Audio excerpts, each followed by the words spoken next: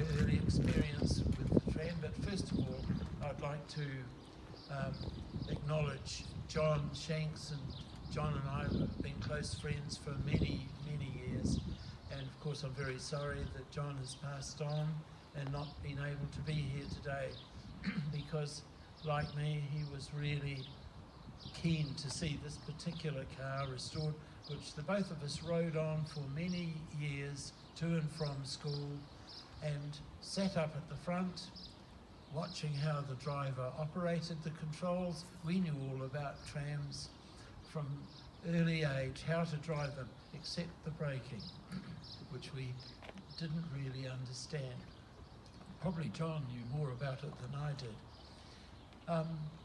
In those days, in the early 50s, most of the Christchurch system, of course, was in full operation. So we often, during the school holidays, would use our concession cards to ride the system all around. And by the time we'd done, say, a Sumner line and a Riccarton line, the day had gone because those lines were very long and they were wonderful, really. So when the trams finally passed on and were finished in the city, we felt bereft because we really loved them and we were really appreciated, even as young boys, how well they shifted large crowds, and we felt they were superior to buses at that particular time.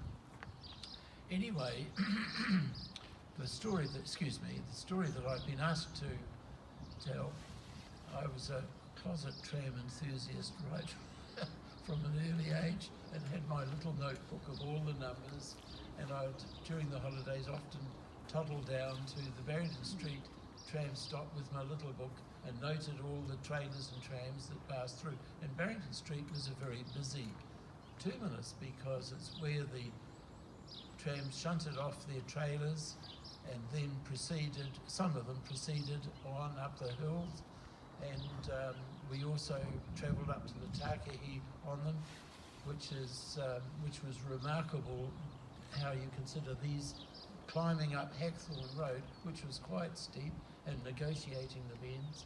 So we were fully occupied at Barrington Street. One day in the holidays, I was down there again with my little notebook, sitting on my own this time, and 24 came in on its usual run, and I was just sitting there quietly. There was no one around, and motor traffic, of course, in those days was quite sparse. Anyway, the driver and conductor were having the motorman and the conductor were having their lunch there. Anyway, the driver finished and had a smoke, as they often did, outside the car, and came over to me at the stop, and I saw him coming over to me, and I thought, now what have I done? Is there something that I've done I'm going to get told off? Anyway, he said, I've seen you sitting here most of the day with your book. Would you be interested in coming and having a little drive of it? And I thought, what? Me? So I said, that would be wonderful. I don't know whether I said that was actually in such a state of shock. So I went over to 24, and he said, right, first thing we've got to do is teach you how to use the brake. And he said, he gave me a wee demonstration, and we'll use the down track in Barrington Street, which had three main lines, the two down, the outline, the inline, and the trailer siding, plus points and junctions. So it was a very busy area for trams. Anyway, he said, we'll shunt up and down this line and get you to use the brake. Well, the first time it was far too vicious because I remember throwing the conductor on the floor. So with the first violent stop, and anyway, he said, well, just take it a bit easier, and I'll show you how to just do it very gently. And he said, do I need to show you how to use the controller? And I said, no, I know all about it.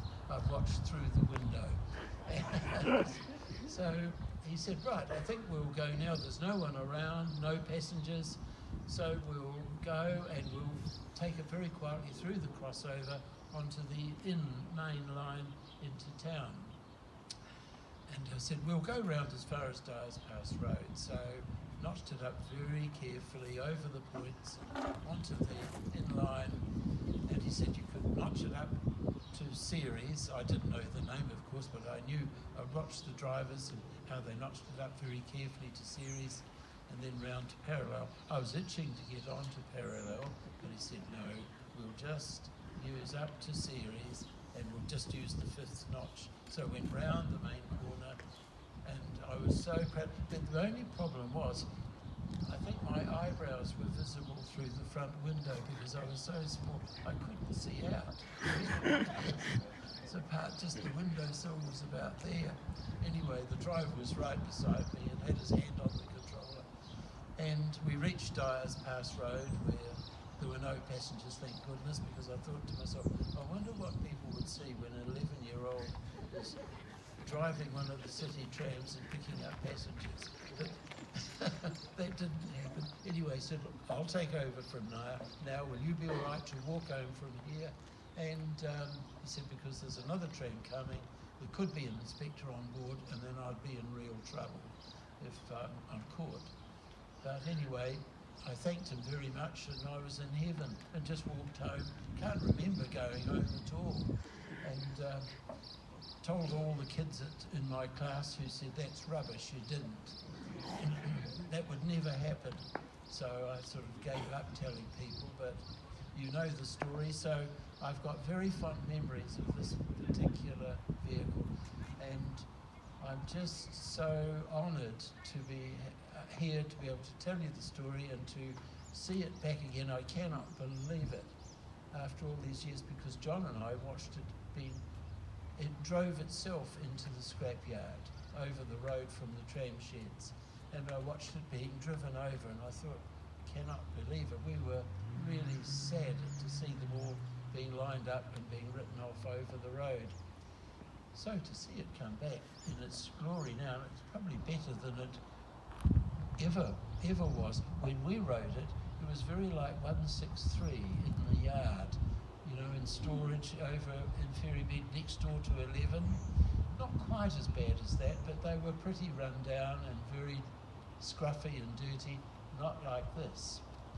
So anyway, that's the little story, and I'd like to thank all the management and team for the honour of being here, and I'm just so thrilled to see it back again. Just wish John was here to enjoy it with me. Thank you very much.